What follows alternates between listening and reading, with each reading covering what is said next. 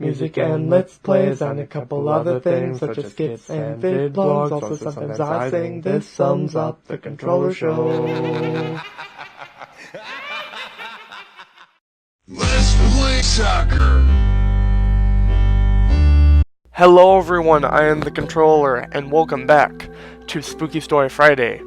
Today, the story I have for you guys is a little bit, it's actually probably not anything like any other story that I've read here on the channel. So this story is titled International Mystic Soccer Night Dominion. This is a game creepypasta, but it's not your normal kind of gaming creepypasta. This is, I don't want to give too much away because I do know some stuff about the story, but the most I'll say is that, the game starts telling you to do certain things that a game really shouldn't tell you to do. You might be kind of getting what I'm getting at, but that's all I'll say about what the story is actually about, and what actually goes on in the story. I've never actually read a story like this where it kind of it's like information about a game that was never released or doesn't exist at all. Yeah, enough jibber jabbering, and let's go ahead and get into the story of International Mystic Soccer Night Dominion. Welcome to my little page about IMSN, one of my favorite PS2 games. It was criminally overlooked in Japan and never received an international release. All the reviewers failed to approach the game for what it is trying to be, and wanted to play it like a traditional sports game, skipping the dialogues and docking points for lacking sports game options, quick match, multiplayer. Well, I mean, rightly so. I mean, most people wouldn't assume that you have some crazy-ass version of soccer than just being a normal soccer game, but I guess Mystic is right in the title, so, yeah. I hope my page will encourage you to play it for yourself and give it the fair chance it was denied at release. Alright, and then that's the little opening thing there right below the title. It says last update January 25th, 2009. So this story is about 8 to 9 years old. That's interesting. Alright, so then we got some game information here. I'm not gonna read out all of the stuff because it doesn't seem super important. It just gives like the platform it was on, the PlayStation 2. Its developer was Lunar Process. Its publisher was Koei, and like the game rating and like when it was released, like 2003, and like that kind of stuff. That kind of thing appears a lot during this story. And I'll kind of just give you guys like a brief overview. I'm not going to read it out as it's written. Like, game designer, Garu Yukimura. Tarot rating, D. Like, you know what I mean? Like, I'm not going to read it like that. So when those parts come up, just know that I'm kind of paraphrasing a little bit. Game versions, Collector's Edition. This edition included a poster of the main characters, a 1/8 figure of Hashi, a whistle, a fake golden cup, a pack of chalk, white and red, a color manual, a 16 pages A5 soft color art book, an OST disc, and the game disc. It's actually more common to find the CE on auction sites, but you will rarely get all the goodies intact. At least 3,000 units were produced. Normal edition. Exactly what you think it is. A box with memory card holder, a black and white manual, and the game disc. Supposedly, only 1,500 exist. Both versions contain the exact same game, but the contents have small version differences in file headers. Normal edition is technically v.1.1, but there's no known differences. Story, translated. In the year 2025 AD, humanity is taken by storm by the new 21st century sport, Mystic Soccer. Special stadiums known as effect fields are constructed all over the world as every country wishes to host a most important Mystic Soccer event, the Night of the Cup. National teams battle for supremacy every day.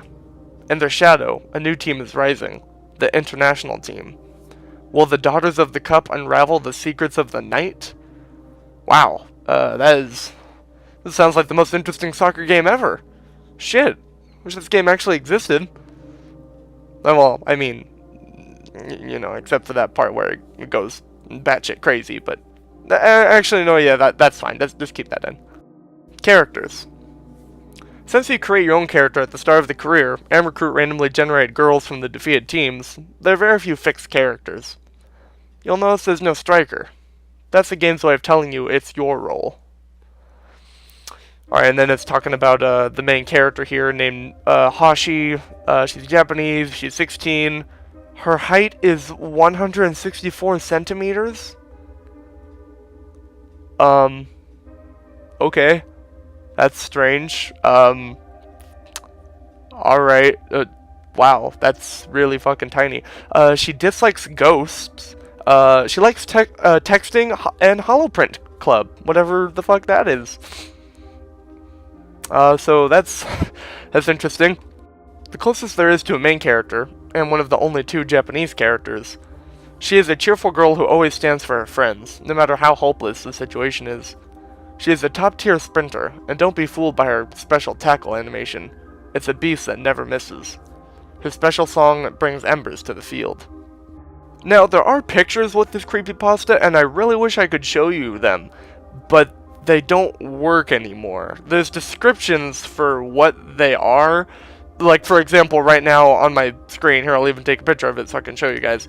There's her normal uniform and her alternate uniform. Really wish I could show you it, but as you can see, the page doesn't really work anymore. Given that this was last updated back in 2009, that kind of makes sense. But you know, what are you gonna do? Wish I could show you guys, but you know, can't. Hey guys, I just wanted to drop this in here in the middle of the story because after noticing in editing that there's a lot of kind of pretty much repeating the same stuff that's pretty similar to like describing the characters' profiles and stuff, like what their height is and like that kind of stuff. That stuff pretty much stays about the same. I don't feel like I need to have every single one of those readings in here, so I've taken the liberty of cutting them out just to try and make this a little bit shorter. I hope you guys don't mind. I'm still gonna keep the more in-depth description that the author gives for the players, but the whole like what their height is and what their age is, nationality, I'm just gonna call that out because it pretty much stays the same throughout. Like they all pretty much have the same height except for one of the girls. But other than this first character, I'm not gonna give you guys the numbers and all that. If you guys really care enough, you guys can see the numbers and stuff on the story itself by clicking on the story link in the description. But if you don't care, don't worry. Anyways, back to the story. Alright, here's the name of our next player here. Veronica Pasternak, the silent one. I'm not even sure the actress recorded anything besides the shouts and songs. Okay, I exaggerate a bit, but get ready to have her tell you ellipse. A lot. It's just dot. Just she doesn't say anything, I guess. Even if she won't say anything, her attack skills are tremendous. You might end up scoring as many goals with her than your created character. Her song, sung in Russian, brings coiled spirits out of hiding. Whoa. What the... Oh, the songs do things. Okay, they didn't... Did they explain that? I don't think they did. I guess the characters have, like, special... Like, they sing a certain song and they do certain stuff. So, the Hashi girl literally sets fire to the field, I guess, because she brings embers. And then, the Russian girl, brings coiled spirits out of hiding. So, next we've got Leon de Aramitz. She's a big jerk. Literally. Taller than most girls on the field, and her attitude is just as big. You're stuck with her as goalkeeper, except for a few matches. You are not allowed to swap her out. She does a terrible job at defending, but so does every goalkeeper in this game. Their AI is universally broken. If you think she'll start being less rude as you start winning matches, don't get your hopes up. Her song creates a directional cone of malady and sorrow at point-blank range. Weird.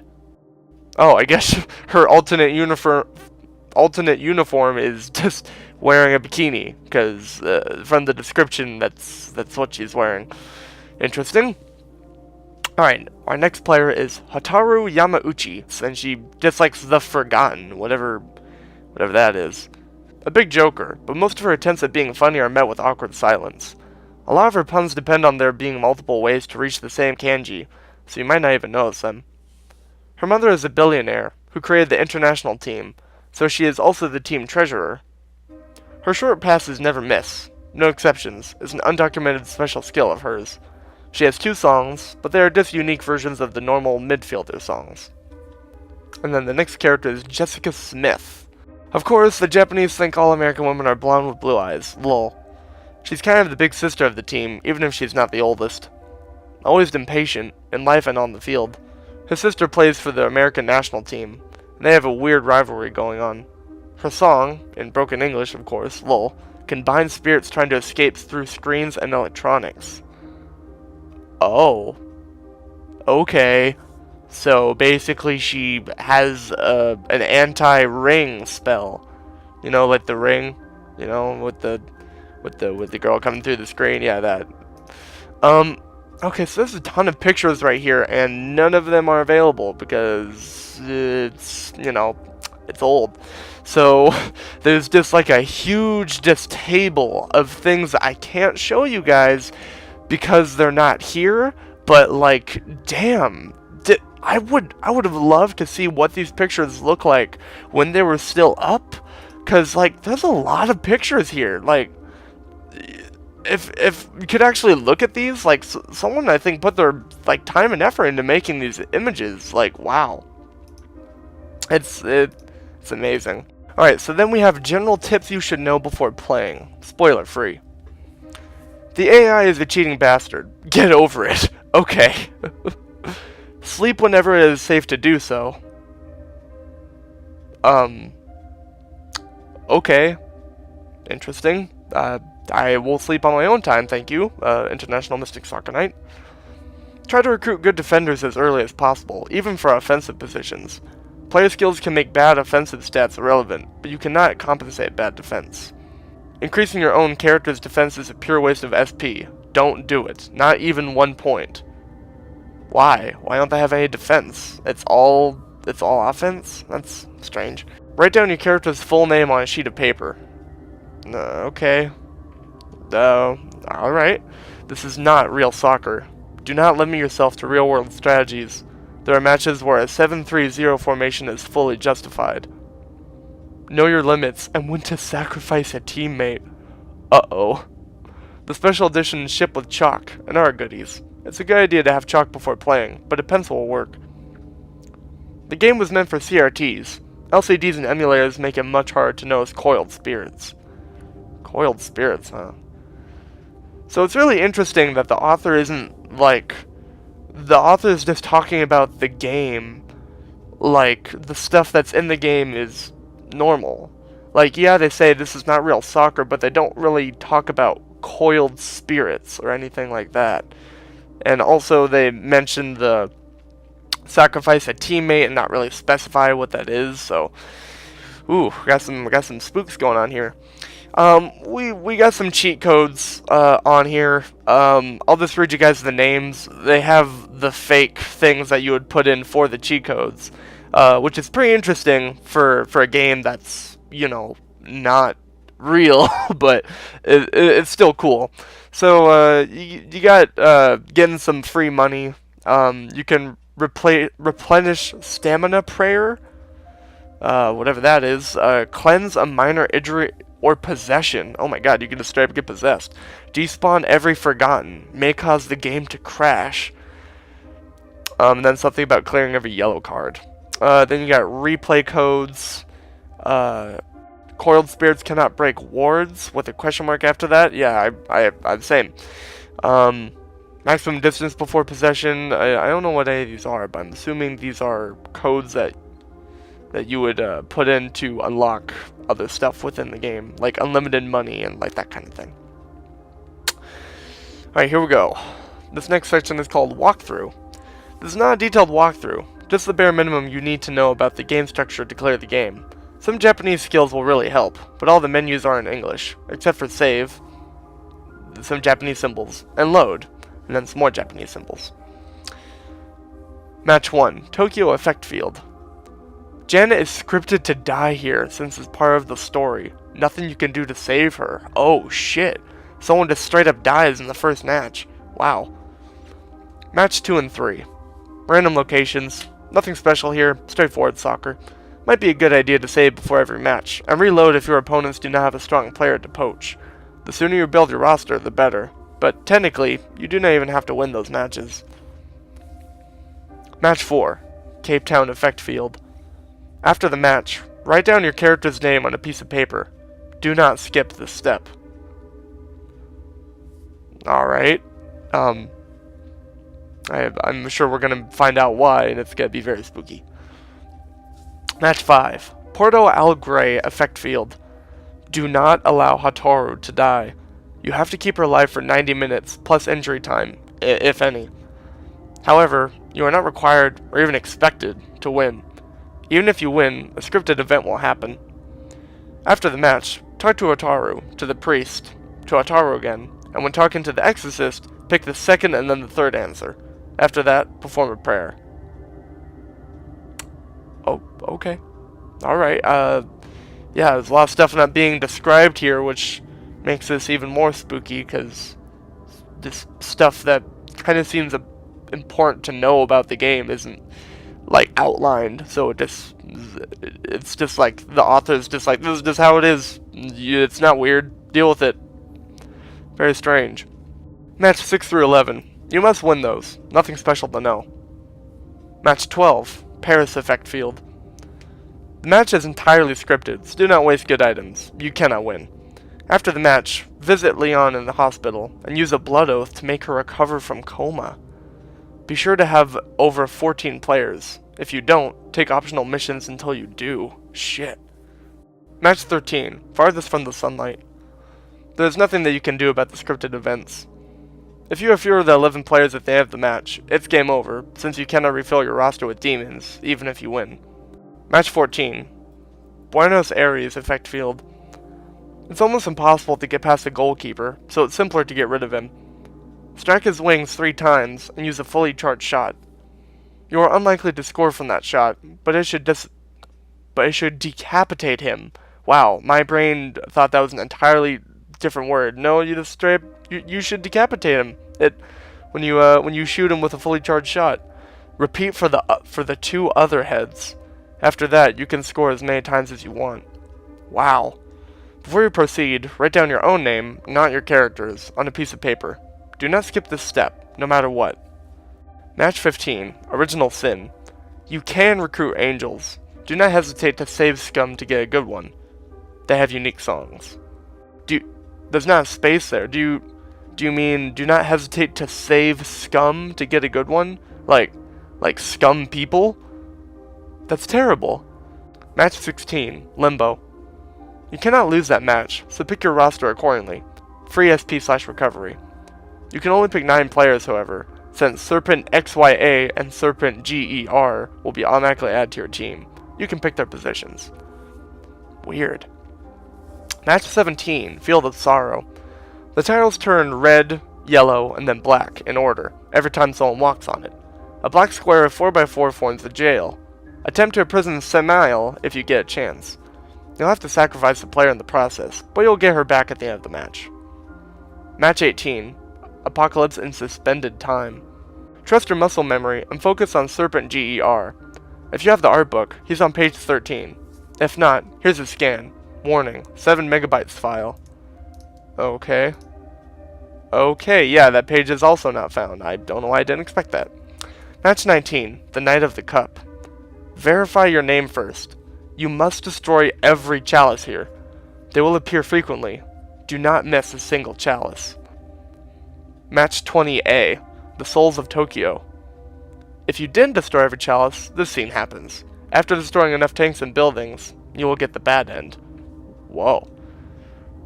Match 20B, Redemption. There is no way to prevent the scripted events. Enjoy the good end, in quotes. I know it hit me really hard when I first saw it, but I shall not spoil it. You will unlock the alternate uniforms for every surviving character. Advanced tips. There is no offside law. Killing a referee has consequences, but in some matches it's worth it. Eventually, you will want to write down your own name. You'll be given advance warning, but there's no reason not to do it as soon as possible, especially if you can't read Japanese. There's no trick to penalties. They might as well be coin flips, so try to avoid having to defend them unless you really need an enemy gone. Sleep frequently. Fatigue is the killer, and you'll meet important people in your dreams. Whoa. You're talking about real life sleep? Just straight up go to actual sleep? Like me, playing this game, would have to go to sleep after doing certain things in the game. Whoa. Refuse every gift. Compensation may be expected later. It's a good idea to keep a few wards with you.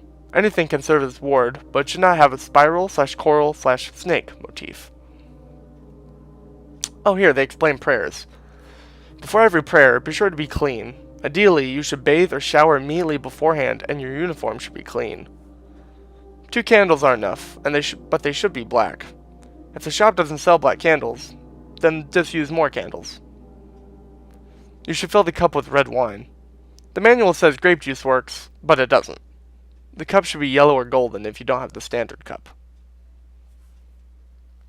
This is really weird. It's like giving you a walkthrough for a game, but not really what's the word? Like, making it apparent whether or not they're talking about the game or what you need to do in real life.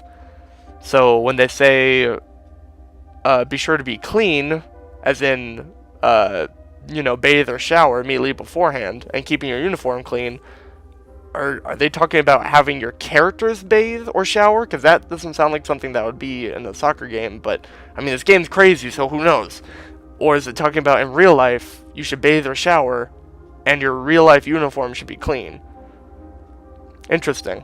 Maybe that's kind of part of the whole point, is that they don't make it incredibly clear whether or not you're doing it in real life or if you're doing it in the game. So it just makes it weird and creepy. Stamina prayer. Oh, you have to read this out. Alright, so, I'll read this out for you guys. This is the stamina prayer. In the name of Serpent XYA, Falcon of the Cosmos, Cheetah of the Earth, Sailfish of the Oceans, I implore thy presence for my pleasure. I give thee my doubts, so thou might give me purpose. I give thee my fears, so thou might give me courage. I give thee a thread of my soul, so thou shalt be recompensed. Thou shalt be recompensed? I don't know what that word is. I think there's a misspelling there. So I might kick true, aim true, and speak true. I bind thee to our covenant. Drink from the cup and wait until Serpent XYA is gone. If she does not leave on her own, ask her why and listen closely. After she is gone, blow the candles and look away. Yeah, this is real life. They want you to actually do this in real life, so it's like a ritual thing. Wow. Oh boy. Alright, so we got some other prayers here. We have name prayer save, name prayer load, and payment for cheating. Okay, alright. Let's go ahead and read name prayer save. In the forgotten name of Serpent G0ntr0ller, ruler of the coiled spirits, ineffable benevolence of the planets, I invite thee to bestow upon me a vision of thy visage and thy name, so I shall commune with thine. O mighty serpent, hold on to my name, and then you're supposed to put your name, so I may see past delusions. Lend me thy wisdom, so I might see myself once more. Let thy name guide me back to me. Drink from the cup, blow the candles, and look away. But think of Serpent GR as you leave. As you leave? What? What do you mean? Are you supposed to leave the room? You didn't tell me to leave the room. Name prayer. Load. In the forgotten name of Serpent GR, Royal of the Court. Okay, the same stuff from before. Almighty Serpent, I held on to this name, GER. Be praised for thy wisdom, for it wards delusions. Be praised for thy name, for it led me back to mine. Drink from the cup, and you will remember your name. Wait for Serpent GR to leave. If he won't leave on his own, bid him farewell respectively. Blow the candles, look away, and focus your thoughts away from Serpent GR. Okay. Oh shit. Repayment for cheating must be recited at night. Okay, we got some Latin words here. I'm gonna try my best to pronounce them, but you know, cut me some slack here. Recite this prayer once for every 10 codes you use. Alright, here we go. In nomine de nostris Satanas Luciferi Excelsi, in the name of His Serene Highness Mammon, I invite thee to claim thy compensation. I hail the nocturnal forces to witness our proceedings, so we may all know prosperity. So thy codes may bring me victory and domination again tomorrow, I ask of thee, Mammon, count my dues before me. Repeat the conjuration until you hear the answer. You will be asked for a service. Defeat a rival team, purify a city, dispose of an individual, or serve as a vessel. You should generally accept the first three, and systematically refuse the last one. Mammon cannot ask you for the same service more than 255 times. Be patient and outwait him if he gets stuck on the last request. If Mammon is here, but there are fewer than 3 witnesses, invite more. Do not proceed without witnesses. And then, I guess you can't proceed here without witnesses, so make sure you got some witnesses here, everybody. Hear thy master's name and answer. I command the nocturnal forces to witness our proceedings, so we may all know prosperity. If you accept, answer. O Mammon, thy will is wise, and shall be done. Witnesses, know that I shall serve Mammon for the pleasure of sharing business. Okay. If you refuse, answer, O Mammon, thy will is wise, but thy humble brother, sister, is too weak to carry out the deed. I implore thee to name another price. If you need to conclude the negotiation before reaching an agreement, O Mammon, thy will is wise, but thy humble brother, sister, finds it not possible to conclude business this night. I beg thy forgiveness, so we might meet again, for the pleasure of sharing business. Honor your covenant as soon as possible, or Mammon will eventually disable the codes. Oh, damn. So who's Mammon? Is Mammon like in-game god or something? Is that what's going on here? Uh-oh. Blood oaths is the name of the next section. Unlike prayers, all those oaths bind souls, so proceed with caution. Otherwise, same preparation as for prayers. Be clean, bring candles, and a cup. You will also need a clean knife capable of poking the skin. Resurrect a teammate. Oh shit. 1. Visit her grave or deathbed. 2. In the menus, pick look, and then pray. 3. Light the candles and fill the cup if not already done. 4. Draw the sigil of Baphomet on the ground. 5. Recite, same stuff from before with the Santanus Luciferi Excelsi. Open the gates of hell. Open the gates of hell. Whoa. Open the gates of hell. O mighty Lord Satan, ruler of the earth. True God, bane of the Nazarenes. Hail, hail, hail. Whoa, dude. Wow. Okay. We're just straight up hailing Satan here.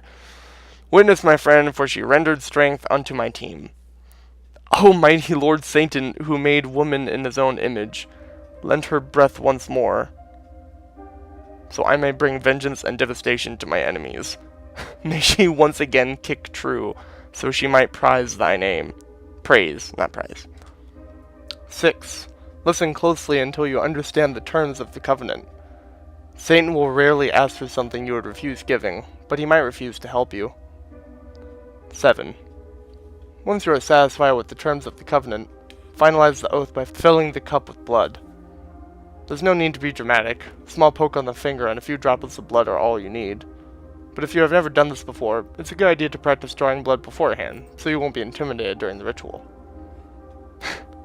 Yep, you're supposed to really do this in real life. Oh boy. Recite is number 8. So it is done. Abe's Satanus. Abe Satanus. Abe Satanus. 9. Blow the candles. 10. Save and reload. Oh man. 11. Your teammate is live again, sometimes with a stat bonus. 12. Honor the terms of the covenant. Wow. The next thing is called Blaspheme a City. Think twice before blaspheming a city. It is irreversible. You will have decreased stats in that city, even in NG+. I guess New Game Plus. If you have a match in that city, it's a good idea to play it before blaspheming it. 1. Travel to the city in question and go to a public place. City center, town hall, mall, and stadium are guaranteed to work. Other places might not. In the menus, pick Look, and then Pray. Light the candles and fill the cup if not already done. And then you draw the sigil of blasphemy on the ground, and then you recite opening the gates of hell and everything again, you know, all that stuff. Almighty Queen Lilith, I blaspheme the Holy Spirit in thy name. In thy powerful embrace and protection, I have come to say your name, to befoul its name. I'm not reading all of that other stuff because that is a bunch of Latin gobbledygook. I'm not even sure if that's entirely English at that point, but you're supposed to recite some stuff that I'm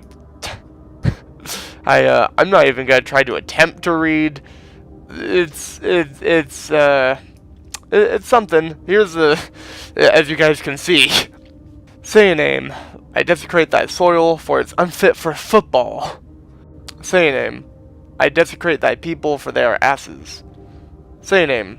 I desecrate thy industry, for it produces excrement. Say a name. I desecrate thy name, for it is foul. 6. Fill the cup with a few drops of blood. 7. Blow the candles. 8. Save and reload. And that is the end of the story. That's how it ends. It just tells you how to blaspheme a city, and that's the end. That was a little bit hard to read, because it's not really like a story. It's not like a normal creepypasta. Like I said, it's kind of more of like a ritual creepypasta than anything. But it's like a ritual gaming creepypasta, sort of, kind of, because the way that the game is set up is you do those things in real life in order to get like certain stuff to happen inside of the game. I thought it was pretty cool. I thought the whole idea of like telling basically a walkthrough, like not exactly a walkthrough, but like giving information about the game, like cheat codes and stuff for a game that doesn't exist and that has you do like, you know, evil things, such as doing a freaking ritual in real life with blood. Like, I don't know, it's interesting. I'm not used to reading a creepypasta like that, and yeah, I was pleasantly surprised by that. I've never read that before. I hope you guys enjoyed that. Hopefully it wasn't kind of weird to have me read that, because I mean, after all, I've never really read a creepypasta like this on this channel, so maybe you guys will like this, maybe you won't. I hope you guys did anyway. And yeah, you can find the link to the story in the description. If you would like to read it on your own, you know, you certainly can. I really didn't leave too much out, like I said I would. There's only like maybe like a handful of lines I didn't read, you know, apart from that whole paragraph of just Latin at the end, because I don't feel like I need to sit here and read nonsense for like not even distinguishable words for like 30 seconds. But yeah, hope you guys enjoyed the story, and I will see you guys tomorrow. Have a good day, guys. A box with memory card holder, a black and white manual, and the game decks.